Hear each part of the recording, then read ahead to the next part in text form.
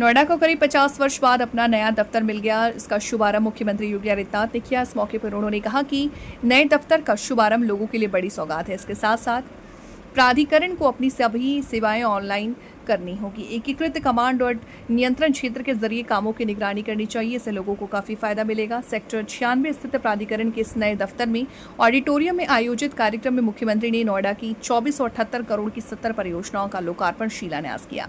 मुख्यमंत्री ने कहा, जो लोग भूखंड आवंटन के बाद भी सिर निर्माण नहीं कर रहे हैं, उसके नोटिस जारी कर आवंटित निष्प्रस्त करें। नए लोगों को उद्योग कराने का मौका दे। लैंड बैंक तैयार करें। उन्होंने अधिकारियों से कहा है कि वो कार्य संस्कृति को बढ़ावा दें, उद्यमियों की समस्याओं का समाधान करें। मुख्यमंत्री ने कहा कि आम एमएसएमई सूक्ष्म लघु और मध्यम उद्योग दिवस है। बड़े निवेश के लिए एमएसएमई को आगे बढ़ाना होगा। वर्ष 2017 तक कारोबारी और हस्तशिल्पी निराश थे, लेकिन आज पूरे उत्साह के साथ व्यापार को आगे बढ़ा रहे हैं। यूपी में 96 लाख से अधिक एमएसएमई यूनिट है, जिनमें 3.25 करोड़ लोगों को रोजगार मिला हुआ है। कार्यक्रम एक जिला एक व्यंजन के तहत स्टॉल लगाए गए हैं, जिनमें गौतम बुद्ध नगर समेत पश्चिमी यूपी के कई जिलों के खान पान के मशहूर आइटम उपलब्ध हैं। हम लोगों ने पहले भी कहा, जिन लोगों ने अथॉरिटी से जमीनें ली हैं लेकिन वहां पर निवेश नहीं किया है, एक समय सीमा के बाद नोटिस जारी करिए, वहां नए निवेश को आमंत्रित कर दीजिए, नया लैंड बैंक बनाइए। जब नोएडा अथॉरिटी की परिकल्पना हुई होगी 1970 के दशक में, तब में और आज में बहुत अंतर आ गया है। हमें आज के परिप्रेक्ष्य में सोचना है, परिवर्तन कैसे आता है।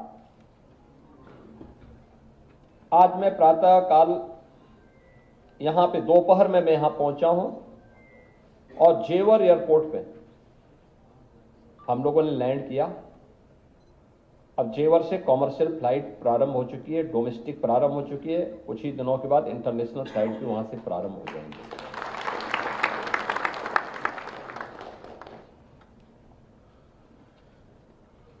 इलेक्ट्रॉनिक सर्किट के निर्माण की आज यहां पे कोरिया के साथ मिलकर के एक ग्रुप के द्वारा लगभग 7,000 करोड़ रुपए के निवेश की आधारशिला रखी गई है। यानी इलेक्ट्रॉनिक कंपोनेंट और इलेक्ट्रॉनिक सर्किट की मैन्युफैक्चरिंग अब इसी जनपद में होगी। सोलर सेल का भी आधुनिक मैन्युफैक्चरिंग हब यही जनपद बनेगा। दूसरी यूनिट 8,200 करोड़ रुपए की, उसका भी आज हम लोगों ने आधारशिला रखी। आप सोचो, ये निवेश वहां हो रहा है, फिल्म सिटी वहां बन रही है, अपैरल पार्क वहां बन रहा है, मेडिकल डिवाइस पार्क वहां बन रहा है, जो पहले प्रदेश का सबसे खतरनाक जगह मानी जाती थी। लोग जाने में डरते थे। शाम को 5 बजे 6 बजे के बाद वहां क्या स्थिति होती थी हर व्यक्ति जानता है। और आज ये सभी निवेश वहां पर आ रहे हैं, इसलिए क्योंकि डबल इंजन सरकार ने आदरणीय प्रधानमंत्री जी के नेतृत्व में बिना रुके, बिना डिगे, बिना थके, बिना डरे और बिना झुके निर्णय लेने की सामर्थ्य विकसित की। और आज उसके परिणाम हम सबके सामने है कि भारत का सबसे यानी जो बेस्ट इन्वेस्टमेंट का डेस्टिनेशन है वह गौतम बुद्ध नगर, और गौतम बुद्ध नगर के साथ ही नोएडा, ग्रेटर नोएडा और यमुना अथॉरिटी उसका आधार बन रहा है। तीनों अथॉरिटी के स्तर पर कार्य तेजी के साथ आगे बढ़ाने का कार्य हो रहा है। कार्य संस्कृति को और प्रभावी बनाने का कार्य हो रहा है। वर्षों की जकड़न को तोड़ने का कार्य हो रहा है। जन समस्याओं के साथ साथ उद्यमियों की समस्याओं के समाधान का मार्ग प्रशस्त हो रहा है। और उस दिशा में किए जाने वाले प्रयास का हिस्सा अब आने वाले समय के साथ यह नोएडा अथॉरिटी का एक कार्यालय बनेगा। आप देखेंगे यूपी का जो भी व्यंजन है या भारत का जो भी व्यंजन है हेल्दी है, लोगों के लिए स्वास्थ्यपरक है, लेकिन हम लोगों ने उससे दूरी बनाने का प्रयास किया तो हमारे स्वास्थ्य पर प्रतिकूल असर पड़ना भी प्रारंभ हुआ। हम लोगों ने फिर से उसको पुनर्जीवित करने का कार्य किया और उसको लेकर के यहाँ पे आपने एग्जीबिशन देखी होगी। यहाँ पे एग्जीबिशन को आप देखिए एक बार, ओडीओपी की भी एग्जीबिशन है, वन डिस्ट्रिक्ट वन कुजीन का भी। सभी जनपदों का यहां पे नहीं आ पाया, कुछ जनपदों का उन्होंने लगाने का प्रयास किया है। और कुछ नाम तो ऐसे हैं कि नाम सुनकर के ही आप भी चौंक जाएंगे, बहुत अच्छे हैं। और मेरा मानना है कि आपको भी उस नई जो स्कीम यूपी की आई है, ये जो नई ब्रांड आई है वन डिस्ट्रिक्ट वन कुजीन की, होंगे बहुत सारी चीजें होंगी, लेकिन कोई एक को हम लोगों ने पहले चरण में चुना है।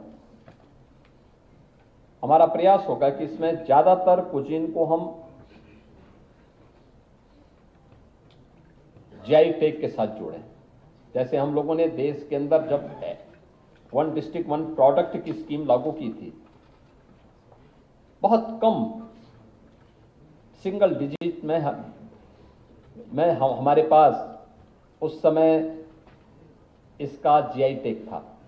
और आज मुझे बताते हुए प्रसन्नता है कि पूरे देश के अंदर सबसे ज्यादा जीआई टैग आज हमारे पास है, यूपी के पास है। और हमने और भी आवेदन किए हुए हैं, हर जिले के अंदर कुछ न कुछ है।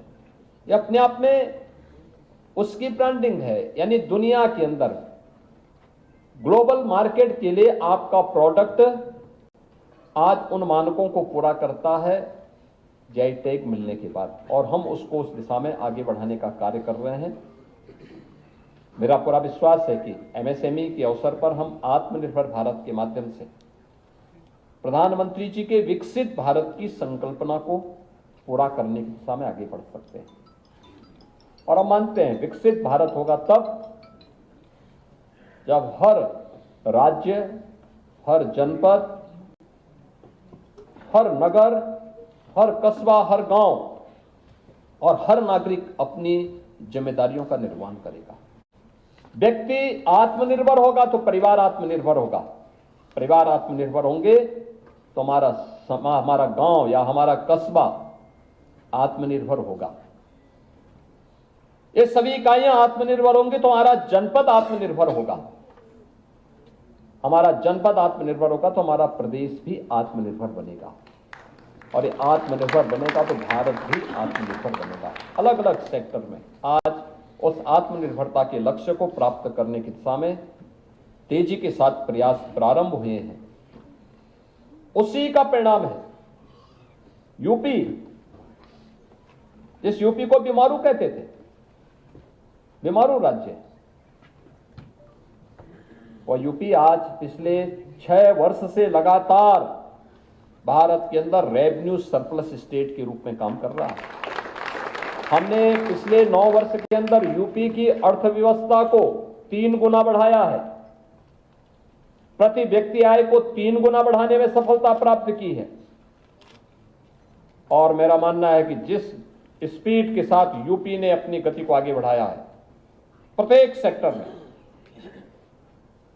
जन सुविधाओं को लेकर के हो, जन लोक कल्याण की योजनाओं को लेकर के हो, इंफ्रास्ट्रक्चर को लेकर के हो, ईज ऑफ डूइंग बिजनेस को लेकर के हो, ईज ऑफ लिविंग के लक्ष्य को प्राप्त करने को लेकर के हो, हर एक सेक्टर में जो काम हुआ है, ये गति बताती है कि अगर हमारी स्पीड यही रही, इसको हम और अच्छे ढंग से आगे बढ़ाएंगे। क्योंकि अभी तो पिछली सरकारों के पाप के गड्ढों को भरने में हमें कुछ समय लगा, और पिछली सरकारों का पाप के गड्ढे भरते भरते उसी दौरान कोविड महामारी को भी हमें सामना करना पड़ा।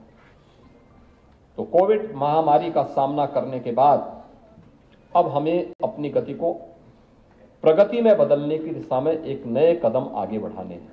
आपने देखा होगा जेवर एयरपोर्ट, नोएडा इंटरनेशनल एयरपोर्ट के रूप में पूरा देश और पूरी दुनिया की निगाहें उधर लगी, पूरी देश और दुनिया को आकर्षित कर रहा है।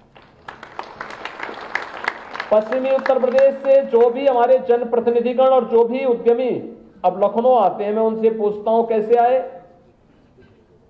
यानी गाजियाबाद से या हापुड़ से लखनऊ आप मात्र 4 घंटे में पहुंच जाएंगे।